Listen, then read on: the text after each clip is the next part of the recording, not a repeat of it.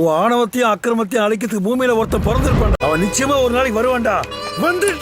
வந்துட்டான்டா அப்படிங்கிற மாதிரி நம்ம அரண்மனை படத்தை ஓவர்டேக் பண்றதுக்கு நம்ம லாரன்ஸ் அவர்கள் களம் இறங்கியிருக்காரு. அதாங்க காஞ்சனா படத்தோட 4வது பாகம் எடுக்க போறாங்களாம். இந்த மாசம் ஷூட்டிங் வேற போறாங்க. கொஞ்ச நாளா லாரன்ஸ் அவர்கள் இந்த முனி படம் பக்கம் போகாம வேற படங்கள் எல்லாம் நடிச்சிட்டு வந்துட்டு இருந்தாரு. அதுக்குள்ள சுந்தர் சி அவர்கள் பாத்தீங்கன்னா அரண்மனை படத்தோட 4 பாகங்கள் எடுத்து இப்ப 5வது பாகம் வேற எடுக்க போறாரு அப்படிங்கிற அப்டேட் வேற வெளியாயிருச்சு.